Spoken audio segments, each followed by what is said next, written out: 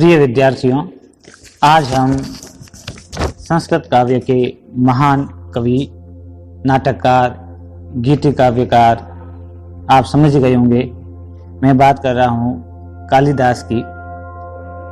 उनके समय निर्धारण के बारे में बात करेंगे, क्योंकि कालिदास के काव्य, नाटक इत्यादि लगभग सभी कक्षाओं में पाठ्यक्रम में रहते हैं।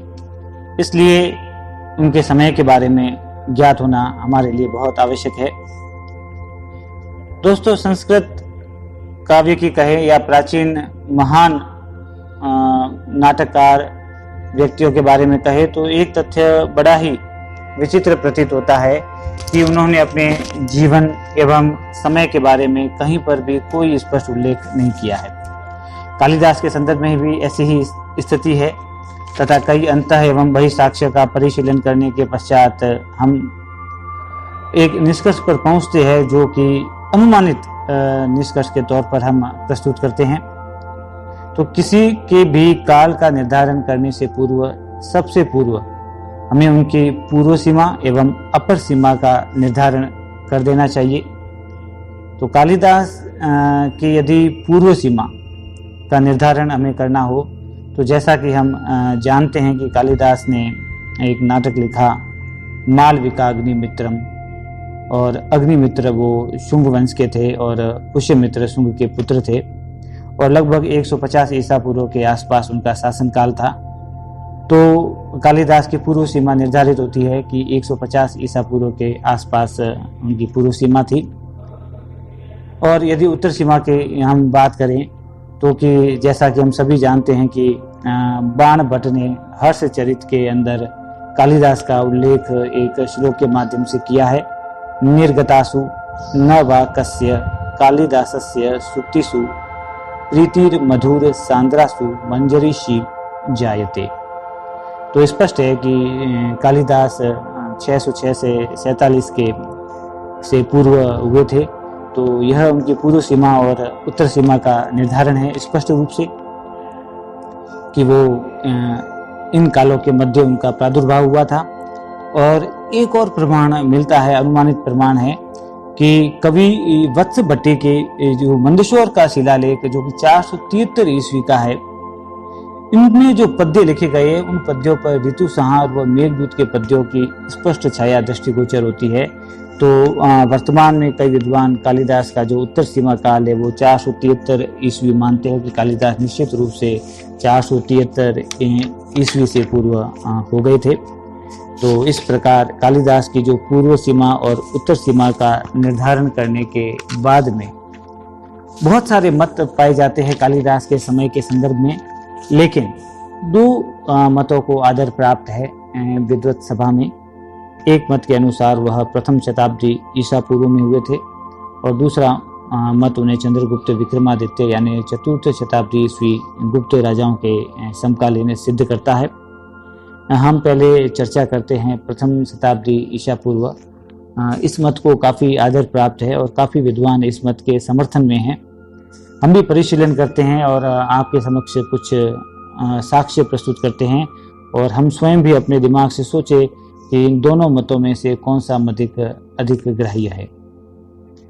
तो जब प्रथम शताब्दी ईसा पूर्व के बारे में हम बात करते हैं तो सबसे बड़ी दुविधा यह उत्पन्न होती है कि ऐतिहासिक साक्ष्यों के आधार पर जो प्रसिद्ध विक्रमादित्य राजा है, जिनके नाम पर विक्रम संवत का प्रचलन 56 ईसा पूर्व में हुआ, उनकी सत्ता के बारे में भी कोई स्पष्ट प्रमाण प्राप्त नहीं हो पाते। उन्हें विक्रमी संवत का प्रवर्तक माना जाता है, जिसका प्रादुर्भाव 56 ईसा पूर्व में हुआ था। वे उज्जैनी के राजा थे, और वहां पर ज्योतिर्विदा भरण के एक श्लोक में जो उनकी सभा के नवरत्न बताए गए हैं, धन्वंतरी, शपणक, अमर सिंह, शंकुक, वेताल भट्ट, घटकरपर, कालिदास, वरामिहिर और वररुचि। तो स्पष्ट रूप से उनकी सभा के नवरत्नों में से एक रत्न कालिदास थे। तो उस मत से उन्हें प्रथम शताब्दी ईसा पूर्व का माना जाता है। हम एक दूसरा आधार देखें तो विक्रमोर्वशीय नामक जिस नाटक की रचना कालिदास ने की थी, उस विक्रमोर्वशीय नाटक में पुरूरवा के स्थान पर कालिदास ने विक्रम शब्द का प्रयोग किया। विक्रमोर्वशीय नाटक का नाम रखा, जबकि कहानी के अंदर जो पात्र है या जो कथा है वो पुरूरवा एवं उर्वशी की है। तो उन्होंने जो विक्रम शब्द का प्रयोग विशेष रूप से किया, वह भी उन्हें विक्रमादित्य का समकालीन या प्रथम शताब्दी ईसा पूर्व का सिद्ध करता है। इसके अतिरिक्त हम यदि देखें एक अन्य चीज कि कालिदास का, हम सभी जानते हैं कि कालिदास के जब हम मेघदूत ग्रंथ को भी पढ़ते हैं तो स्पष्ट रूप से हमें यह पता चलता है कि कालिदास का उज्जयिनी के प्रति विशेष प्रेम था, और यह मत उन्हें ईसा पूर्व प्रथम शताब्दी का सिद्ध करने में सर्वाधिक सहायक सिद्ध होता है, क्योंकि जो ईसा पूर्व प्रथम शताब्दी के अंदर विक्रमादित्य नाम के राजा हुए थे, उन्हें उज्जयिनी का ही राजा बताया गया है, जबकि जो गुप्तकालीन राजा है उनकी जो राजधानी है वह पाटलिपुत्र रही थी, या वे राजा पाटलिपुत्र के थे। एक अन्य मत हम जब देखें, चतुर्थ मत कि सोमदेव कृत कथा सरित सागर तथा सातवाहन राजा हाल, जो कि प्रथम शती के अंदर हुए थे, उन्होंने अपने ग्रंथ में विक्रमादित्य शब्द का उल्लेख किया है, जिससे यह स्पष्ट है कि उनके समय तक विक्रमादित्य नाम के एक प्रसिद्ध राजा हो चुके थे और संभवतः कालिदास उन्हीं की सभा के एक रत्न थे।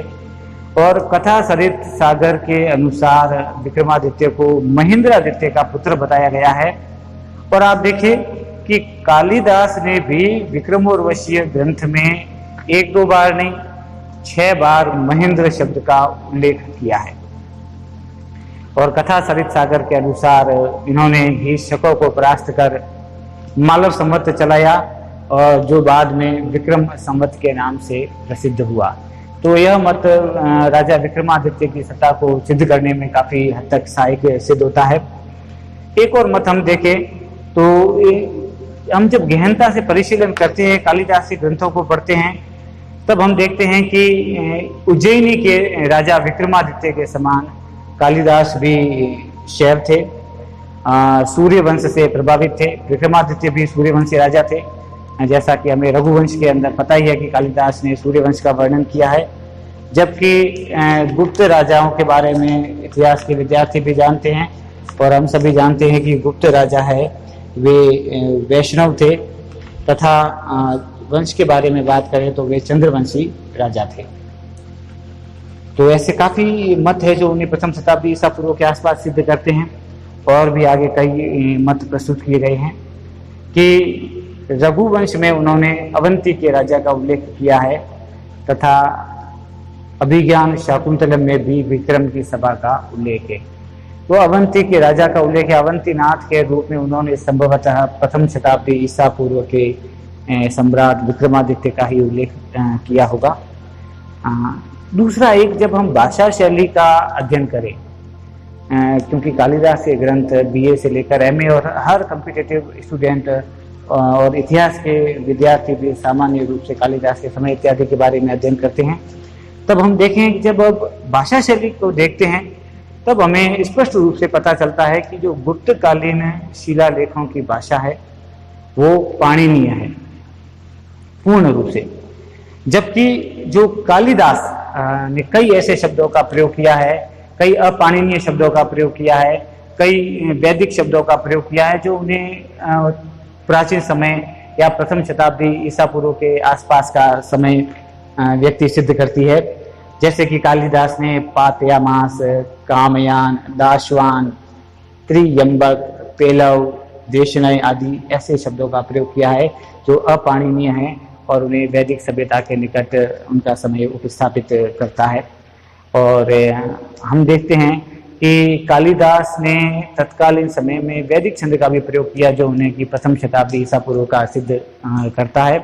कालिदास के अभिज्ञान शाकुंतलम के चौथे अंक का जो 24वां श्लोक है, अमीम वेदिम परितः, यह एक वैदिक छंद है। तो कालिदास ने अपने ग्रंथों में वैदिक छंदों का भी प्रयोग किया है।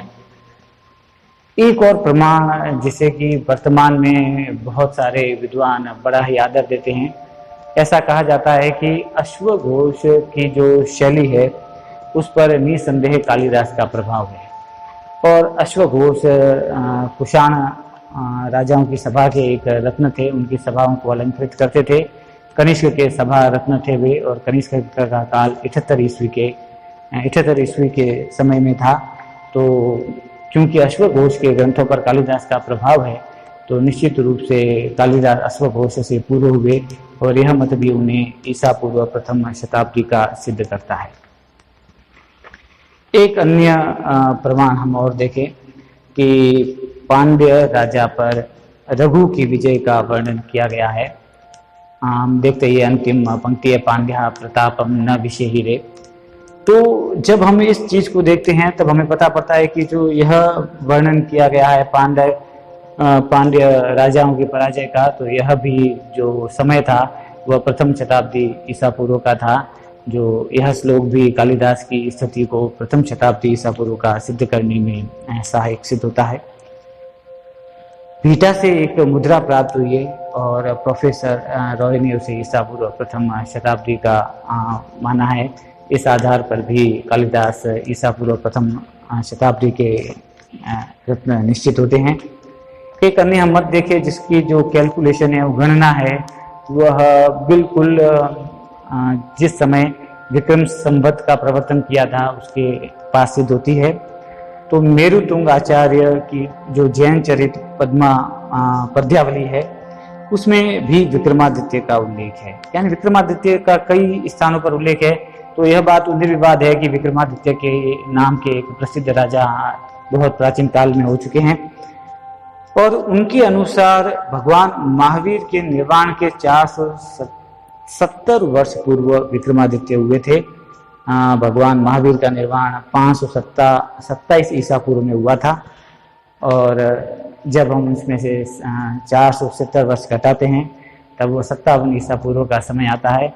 तो यह भी विक्रमादित्य की सत्ता को सिद्ध करता है, और इन सभी प्रमाणों से यह चीज सिद्ध हो जाती है कि कालिदास का जो समय है उसके बारे में यह एक बहुत ही मजबूत मत उभर कर आता है कि कालिदास का जो समय है वह लगभग प्रथम शताब्दी ईसा पूर्व का रहा होगा। लेकिन हम दूसरे मत की भी उपेक्षा नहीं कर सकते। कई प्रमुख विद्वान जैसे कीट, स्मिथ, भंडारकर, डॉक्टर भोलाशंकर व्यास आदि ने माना है कि नहीं, कालिदास का समय प्रथम शताब्दी ईसा पूर्व का न होकर चौथी शताब्दी का था। उसके में कई प्रमाण भी दिए गए हैं। कुछ प्रमुख प्रमाणों की चर्चा हम यहाँ पर करेंगे। तो हम जब देखें तो पहले प्रमाण या मुख्य प्रमाण के बारे में जब हम बात करें तब हम देखते हैं, ऐसे कहा जाता है कि कालिदास ने जो कुमार संभवम नामक ग्रंथ की रचना की वह चंद्रगुप्त द्वितीय के पुत्र कुमार संभवम यानी कुमार की उत्पत्ति, तो वह चंद्रगुप्त द्वितीय के पुत्र कुमार गुप्त के जन्म के उपलक्ष्य में ही की थी। तो यह इस ग्रंथ की रचना उन्हें चतुर्थ शताब्दी का सिद्ध करती है। दूसरा एक इसके समर्थन में तर्क देखे तो समुद्रगुप्त के शासनकाल में उनके रत्न थे हरिसेन। तो हरिसेन द्वारा रचित प्रयाग प्रशस्ति में जो समुद्रगुप्त की दिग्विजय का वर्णन किया गया है, और कालिदास ने जो रघु की दिग्विजय का वर्णन किया है उसमें बहुत साम्य है, और दोनों वर्णनों में जो यह साम्य है वह कालिदास को चतुर्थ शताब्दी का सिद्ध करने में सहायक सिद्ध होता है। और सबसे बड़ा एक सामान्य मत हम यदि देखें कि जो कालिदास को गुप्तकालीन सिद्ध करता है वह मत है कि कालिदास ने जिस सुखी शांतिपूर्वक और समृद्धि के काल का वर्णन किया है, ऐसी सुख शांति और समृद्धि का काल गुप्त राजाओं के समय में था। तो यह एक बहुत ही मजबूत आधार है जो कि कालिदास को चतुर्थ शताब्दी ईस्वी का सिद्ध करता है। दूसरी बात कि चंद्रगुप्त द्वितीय विक्रमादित्य ने अपनी राजधानी पाटलिपुत्र से हटाकर उज्जैनी बनाई थी। तो गुप्त राजाओं का भी संबंध उज्जैनी से सिद्ध करके यह बताने का प्रयास किया गया है कि जो कालिदास का उज्जैनी के प्रति प्रेम था, उस प्रेम को गुप्त कालीन राजाओं ने भी पाटलिपुत्र से जो उज्जैनी को राजधानी बनाया था, वहाँ से यह साम्य बताकर कालिदास को चौथी शताब्दी का सिद्ध करने का प्रयास किया गया है। एक अन्य मत में कहा जाता है कि गुप्तकालीन मुद्राओं पर मयूरासीन कार्तिकेय अंकित है। ये कुछ ऐसे साक्ष्य मिले हैं। और कालिदास ने भी मयूर पृष्ठो श्रमेणा गुहेन जैसी काव्यमय शब्दावली जो वर्णित की है, वह बिल्कुल कालिदास को गुप्तकाल का सिद्ध करने का, जो कार्तिकेय का वर्णन है वो कालिदास को गुप्तकालीन सिद्ध करने की दिशा में एक बहुत ही महत्वपूर्ण प्रमाण के रूप में प्रस्तुत किया जाता है। और एक अन्य मत दिया जाता है कि जो वात्स्यायन का काल है वो तृतीय शती माना जाता है।